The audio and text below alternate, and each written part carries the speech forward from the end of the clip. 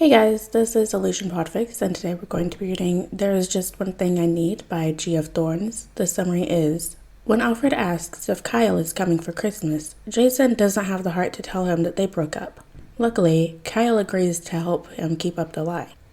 Alright, without further ado, let's hop right in. Will we be seeing you for Christmas? Bruce asked as Jason was gathering his stuff to leave after family dinner. Yeah, of course, Jason said. Oh good, I can't wait to see Master Kyle again. You two made such a handsome couple. Alfred complimented, and Jason froze. He knew Alfred adored Kyle, so he hadn't told the butler that they had broken up. Yeah, I just hope he's on Earth, Jason said, trying to lay the groundwork for Kyle not being there. I can see about talking to Hal. Make sure Kyle gets the time off, Bruce suggested. Jason smiled tightly. That'd be great, Jason said, in what he hoped was an upbeat voice and not filled with the dread he felt. Jason was pacing the small space in his living room, clutching his phone. Shit. He just needed to fortify and make this stupid phone call. Either Kyle would agree or he wouldn't. The worst that could happen was Kyle laughing him off the phone, or not answering. Their breakup was pretty amicable, they just didn't have time for one another. Jason was still a little hung up on him, and the idea of pretending to be a happy couple was bitter. But he sucked in a deep breath and pulled up Kyle's contact, and pushed the call button without thinking about it more. Sup? Kyle answered, sounding upbeat. Hopefully he'd stay that way. So I need a favor, Jason started, wincing at how hesitant he sounded. Alien tracker, trafficking trouble, or something new? Kyle asked, assuming he needed help on a case.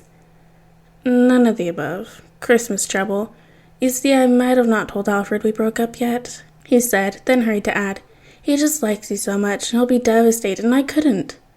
Kyle laughed. Alright, that was better than yelling. So what? You need me to come play happy couple for Christmas? He asked. Yeah, pretty much. Just for one day. I'll tell Alfred afterwards. I just don't want to ruin his Christmas, Jason explained, holding his breath. Well, if it's for Alfred, Kyle said, bemused, I guess I can handle a Wayne family Christmas. Jason could hear the capitalization in his voice. Thank you, thank you, thank you, Jason chanted. Yeah, well, you owe me now, Kyle gloated, and Jason huffed. What do you want? He asked cautiously. Kyle's favors could be anything. One favor to be decided upon later, he said. Nothing that ends with me covered in goo or fighting off tentacles after my virtue, Jason amended. What virtue? Kyle asked with a laugh. You know what I mean, asshole, Jason said. He definitely wasn't pouting. Yeah. What time do I need to be at your place? Jason relaxed. This was totally not going to be a catastrophe. Jason took one look at Kyle and broke into a laughing fit. What? He asked, looking down at himself. We match, Jason said. He was wearing a navy and red plaid button-up, a gift from Alfred last Christmas, and Kyle had on a navy button-up with little red trucks hauling Christmas trees all over it. They coordinated perfectly, but then again, they had always been pretty in sync with each other. They were both even wearing brown coats and red scarves.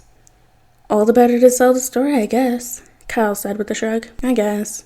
We should figure out how much touching we're going to do, Jason said. Big bad Red Hood afraid of a little hand-holding? Kyle teased.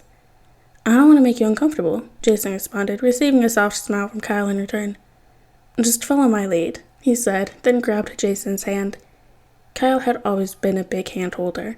At first, it made Jason nervous, feeling a little defenseless on that side. But Kyle always used the hand that didn't have the ring, so he'd be ready if needed. That made Jason feel a little better. You better have a car that isn't your motorcycle. It is way too cold for that today, Kyle said as he pulled Jason down to his building's garage. Nope, got the SUV today. Too much ice for the cycle, Jason informed him. He did prefer it, though. He wouldn't mind having an excuse to have Kyle wrapped around him. He dropped the presents in the trunk and slid into the driver's seat, letting Kyle flip through the radio and starting the long drive out to Bristol. Master Jason, Master Kyle, how delightful. You're right on time. I was just starting your favorite cookies, Alfred said after embracing the two of them. Christmas time made the old butler emotional. Double chocolate peppermint? Kyle asked, voice higher in excitement. Indeed, Alfred agreed. Jason dropped the presents in an out-of-the-way place in the kitchen. Then they both removed their outer layers. Oh, we must remember to take pictures today. You both look so handsome, Jason blushed, then rolled up his sleeves, getting ready to mix cookie dough. They laughed and flicked little pieces of dough at one another as Jason mixed and Kyle rolled them out, getting a fond look from Alfred instead of the normal reproaches. Alfred was at the stove, carefully watching a pot of milk, making his favorite boozy hot chocolate. There was a smaller batch being brewed of a non-alcoholic version for the younger bats. It was beautiful and fun, Jason and two of his favorite people. The peace was broken by Dick trampling into the kitchen. "Kyle, you made it!" Dick said, slipping over to try and shake his hand, but it was covered in chocolate dough, so he slapped him on the back. Then he made his way to Jason, wrapping him in an octopus hug that Jason couldn't push out of without getting covered in chocolate. "Merry Christmas, guys." "Merry Christmas," they chorused back. "You almost done? We're putting the last touches on the tree," Dick asked. They had just added the last cookie to the baking sheet. All they needed to do was wash up. "Yeah, let us clean up," Jason said.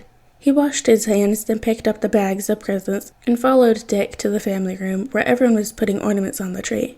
"All that's left is a star. Youngest gets the honor," Cass said, handing over the star to Damien, who looked in askance at the 10-foot tree. There wasn't a ladder, only a small step stool. Jason chuckled, then hefted him up by the waist. Damien squirmed a moment, grunting, and Jason could tell he was holding in a scathing comment, but he placed the star carefully on the tree and admired his handiwork for a moment before nudging Jason to be put down. "Good thing you're so tall and strong, little Wink," Dick commented. "My favorite thing about him," Kyle said with a vivacious light in his eye. Tim made a gagging noise off to the side, but Jason grinned back, coming over to Kyle's side and wrapping an arm around his waist. If he played his cards right, maybe there could be some sex at the end of this day. It wouldn't be enough for Jason, but Kyle had always been good in bed, and Jason wasn't stupid enough to turn him down. Jason was starting to get a little suspicious. The mistletoe seemed to be following him around. He and Kyle had managed to dodge it up to that point, but Dick was looking way too nonchalant to be innocent. Kyle was starting to look a little hounded. Jason really wouldn't mind being trapped under the mistletoe with Kyle, but he didn't want to make his ex uncomfortable. He was doing Jason a favor after all. Jason finally got tired of it and planned his attack. He waited until he caught Dick moving it, then stepped under without Kyle catching his big brother instead. "Looks like we're under the mistletoe, Dickie," he said with a snarky grin. Dick looked thoroughly put out, but presented his cheek for Jason to kiss. Instead, Jason licked him, and laughed uproariously as Dick screeched and wiped at his face. But it did get Dick to calm down with the mistletoe. "Come on, we're watching A Year Without Santa Claus," Steph said, tugging Kyle's hand until they both stood up to the movie theater room. Everyone else had already assembled, leaving Jason and Kyle with the tiny love seat. They were pressed in tight. Jason's skin prickled everywhere they touched. Kyle didn't seem to mind, too busy chomping down on their cookies to care about trivial things like him nearly sitting in Jason's lap. Jason hummed along with the Heat Miser song. It was catchy, before turning to Kyle, who had his head resting on Jason's shoulder. He was really selling this couple dynamic. Or he was passed out, drooling on Jason's shoulder. God, even drooling, Jason still found him ridiculously attractive. He reached up and brushed his bangs out of his eyes. He'd let his hair grow out a little. Jason felt the yearning in his heart. God, this was a bad idea. All he could think about was how badly he wanted Kyle back. He almost wished they'd had a bad breakup, something that would keep them apart.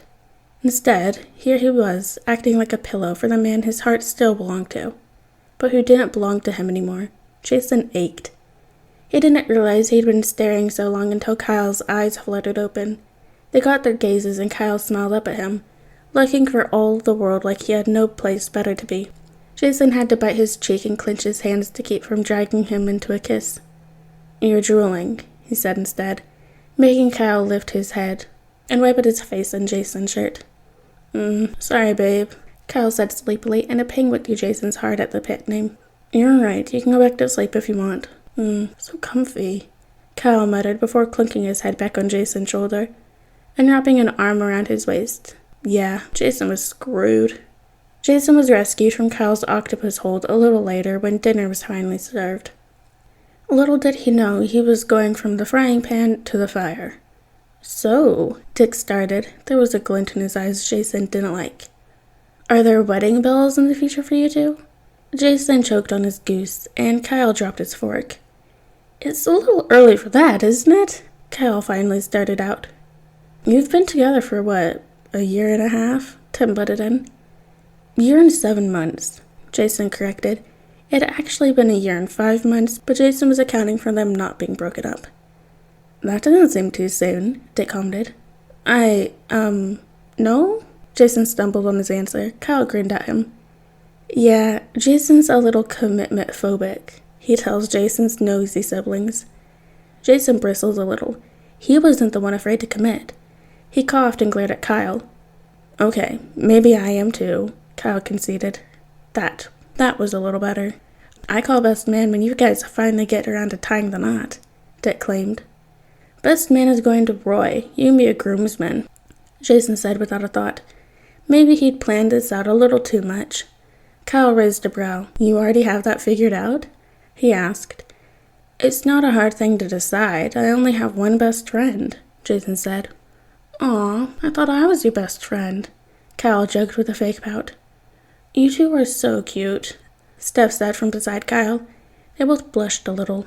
Jason quickly turned to Duke next to him and engaged in a conversation, doing his best to ignore the coos and comments. Presents, presents, presents. Dick was chanting loudly and rousing up the others as they made the walk into the family room. Jason even had a little pep in his step, giving in to Dick's childish enthusiasm.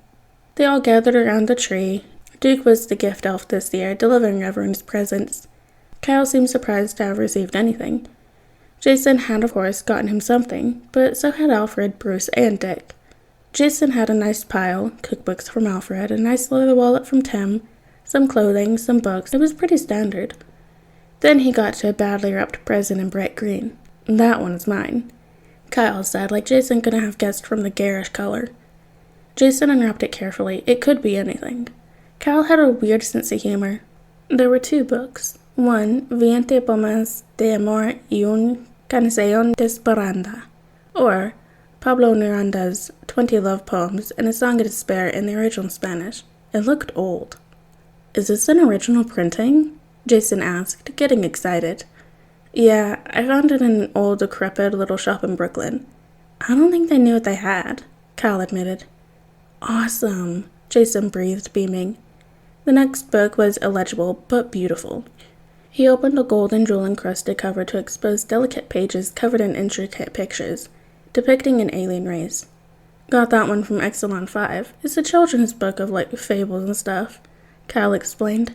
It's beautiful, Jason said, gently flipping through the pages. He was putting the books aside carefully when he noticed the shine of silver in the wrapping paper. It was a round keychain. He flipped it over in his fingers and laughed. You're my favorite asshole was engraved in the metal. Apt. He pulled out his keys and slid the keychain onto them. Thanks. They're great, Jason said, leaning over without a thought and kissing Kyle on the cheek. He blushed brightly, but so did Kyle. Then he nudged his package for Kyle over so he would open it. His present was a bit of a hodgepodge. He had bought a variety of Schmick watercolors. He had listened while Kyle had lusted over the paints, only to despair at the cost. Jason had plenty of cash and never minded spending it on his loved ones. He also bought him a year's membership to the MOMA. He was always spending money to get in, despite he had all the access he wanted. At the last minute, he'd thrown in a thing of the hand lotion Kyle preferred. His hands were always getting dried and cracked from washing off paint. Kyle opened the package and stared. Jason started to squirm. Jason, this is thoughtful and too much, Kyle said. Not if it's for you, Jason said with a little more honesty than he maybe should have used. Kyle stared at him for a long moment. Thank you, he said, voice filled with genuine gratitude. Yeah, you're welcome. He reached over and squeezed Kyle's leg, before turning to watch the others open their presents.